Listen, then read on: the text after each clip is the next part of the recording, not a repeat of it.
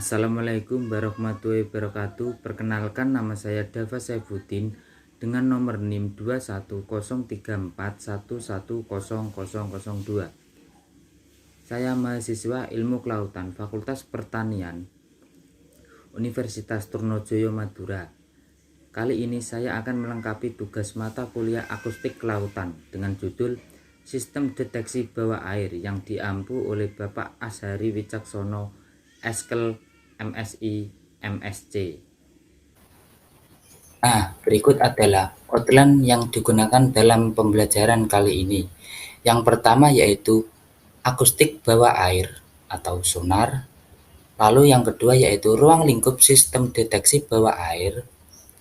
Yang ketiga yaitu cara kerja instrumen deteksi bawah air. Dan yang keempat atau yang terakhir yaitu kegunaan sistem deteksi bawah air. Pengertian akustik bawah air. Akustik bawah air adalah ilmu yang mempelajari perambatan bunyi di air serta interaksi antar gelombang mekanik bunyi dengan air, isinya, dan batasannya. Di sini, air yang dimaksud dapat berupa air di laut, danau, sungai, atau tangki air. Frekuensi yang umum digunakan dalam akustik bawah air yaitu berkisar antar 10 Hz hingga 1 MHz. Berikut adalah prinsip dasar sistem sonar. Sonar atau Sound Navigation and Ranging merupakan suatu peralatan atau piranti yang digunakan untuk komunikasi bawah laut. Sonar sendiri bekerja untuk mencari atau mendeteksi suatu benda yang ada di bawah laut dengan cara mengirim gelombang suara yang nantinya gelombang suara tersebut dipantulkan kembali oleh benda yang akan dideteksi. Ada dua macam sistem sonar yaitu aktif dan pasif. Prinsip dari sonar aktif. Nah, sonar aktif menggunakan suatu pemancar bunyi dan suatu penerima. Ketika pemancar dan penerima dipisahkan, maka terjadi operasi bistatik. Tapi ketika pemancar lebih digunakan lagi dengan leluasa untuk memisahkan disebut operasi multistastik. Kebanyakan sonar yang digunakan monostastically dengan array yang sama sering digunakan untuk transmisi. Lalu yang kedua yaitu sonar pasif. Sonar pasif yaitu mendengarkan tanpa memancarkan seiring dipekerjakan militer yang menentukan. Walaupun ini juga digunakan aplikasi ilmu pengetahuan pendeteksian memancing-mancing presence atau absence belajar dalam berbagai lingkungan yang berhubungan dengan air lihat juga ilmu suara pasif dan radar pasif.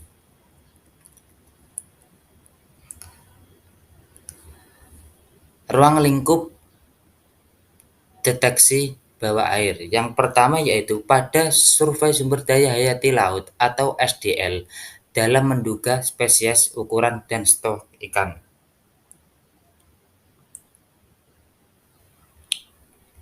Yang kedua yaitu pada budidaya perairan dan penentuan jumlah biomasa ikan di dalam kolam. Nah, di sini yaitu menduga ukuran individu, memantau kesehatan dan aktivitas ikan menggunakan sistem telemetri kelautan. Yang ketiga yaitu pada studi tingkah laku ikan, seperti migrasi ikan, vertikasi dan horizontal, orientasi dalam gerak renang ikan, mengukur kecepatan renang ikan, mempelajari reaksi menghindar ikan terhadap kapal, mempelajari tingkah laku ikan terhadap floating object seperti rumpon atau fish aggregating device (FAD), mempelajari tingkah laku respon ikan terhadap rangsang cahaya atau optical properties, suara, listrik, kimiawi, dan sebagainya. Yang keempat adalah pada penangkapan ikan. Di sini yaitu mempelajari penampilan alat tangkap, pembukaan mulut jaring, kedalaman, pengaruhnya terhadap ikan, mempelajari selektivitas alat tangkap. Yang kelima yaitu lain-lain. Nah, di lain-lain ini mempelajari kecepatan suara di air dan mempelajari sifat akustik dari air, pendeteksi sumber suara, echolocation, dan komunikasi hewan bawah air.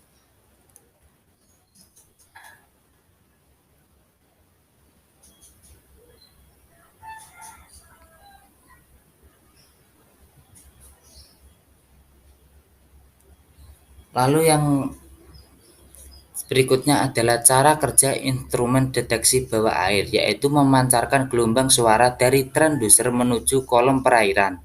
Dalam perambatannya, gelombang akan mengenai objek bawah air seperti ikan, plankton, udang, serta dasar laut. Seperti dilihat di gambar slide ini, yaitu transducer memancarkan ke dasar laut lalu akan ditangkap oleh receiver di kapal tersebut. Gelombang yang mengenai tubuh ikan akan dipantulkan kembali ke transducer. Dari sini proses perhitungan densitas atau stok ikan dimulai. Gelombang yang kembali dari satu ekor ikan disebut dengan target strike atau TS, dan gelombang yang kembali dari kawanan ikan adalah fish calling, disebut dengan volume blastering atau SV. Nilai TS sangat penting untuk diketahui karena dapat mengintimasi ukuran ikan yang dideteksi di kolom perairan. Selain itu, nilai TS merupakan scaling faktor untuk estimasi stok dan biomasa ikan. Dari nilai SV yang diperoleh dapat dihitung stok sumber daya ikan secara real time pada daerah yang disurvei. Jadi, semakin banyak jumlah ikan yang dideteksi, maka nilai SV juga akan semakin besar. Fungsi sistem deteksi bawah air meningkatkan efisiensi penangkapan ikan, serta sebagai alat untuk mendeteksi objek di bawah laut, eksplorasi, ataupun sebagai alat pertahanan di bidang militer dan alat mendeteksi bahaya atau early warning system. Karena pada sistem akustik bawah air umumnya terdapat transducer yang berfungsi sebagai transmitter atau pemancar sinyal akustik, serta receiver atau penerima sinyal akustik, sehingga dapat mendeteksi objek di bawah laut dan juga eksplorasi atau pertahanan di bidang militer dan untuk alat mendeteksi bahaya. Berikut adalah daftar pustaka yang saya pakai. Selanjutnya akan saya tampilkan video mengenai sistem sonar yang ada di kapal deteksi bawah air.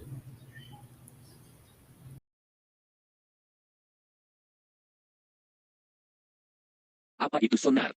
Sonar merupakan singkatan dari Sound Navigation and Ranging, yakni sebuah sistem perangkat untuk mendeteksi serta menentukan jarak benda yang berada di bawah laut. Sistem sonar bekerja dengan menggunakan gelombang suara ultrasonik. Gelombang suara ultrasonik memiliki frekuensi lebih dari 20.000 Hz. Gelombang ini dapat merambat dan menjalar jauh ke dalam air laut dibandingkan gelombang suara. Cara kerja sonar yang hebat, ternyata hasil tiruan dari proses lumba-lumba dan kelelawar dalam mencari mangsa dan mengetahui benda di sekitarnya. Sistem sonar memang banyak digunakan dalam perkapalan. Tidak heran jika sonar sendiri terbagi menjadi dua jenis, yakni sonar aktif dan sonar pasif. Kedua sonar memiliki perbedaan jika dilihat dari cara kerjanya.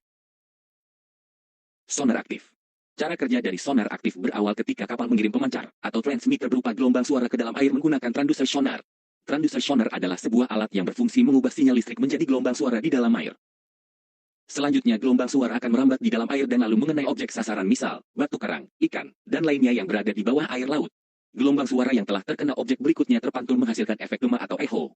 Sinyal pantulan tersebut langsung diterima oleh detektor dan kemudian dianalisis pada sebuah monitor untuk mengetahui arah, cepat rambat gelombang, dan waktu yang nantinya berguna untuk mengukur kedalaman laut. Jadi, dari gelombang suara yang dipancarkan sampai gelombang suara itu kembali, kita bisa estimasikan jaraknya dengan rumus cepat rambat bunyi. Karena jarak gelombang suara ultrasonik di laut itu bolak-balik, gelombang suara datang dan pantul, maka dibagi dua. Sonar pasif. Cara kerja dari sonar pasif sangat sederhana dan ini merupakan sistem sonar pertama yang dibuat oleh manusia. Sistem sonar pasif tidak mengirim sinyal ataupun gelombang suara seperti sonar aktif. Sonar pasif hanya dapat mendeteksi gelombang suara yang datang ke arah penerima, lalu hasilnya dapat diketahui dengan melihat di layar monitor. Tidak heran jika sonar pasif tidak dapat mengukur jarak objek dan juga kedalaman laut, namun masih dapat menentukan arah objek dan terkadang digunakan untuk mendeteksi suara hewan laut, misalnya paus. Manfaat sonar. Pemanfaatan sistem sonar cukup luas digunakan manusia untuk berbagai keperluan, di antaranya mendeteksi kapal selam, keselamatan penyelaman, penangkapan ikan. Pada bidang kedokteran, sistem sonar diterapkan dalam teknologi ultrasonografi (USG) hingga mendeteksi adanya penyakit pada manusia.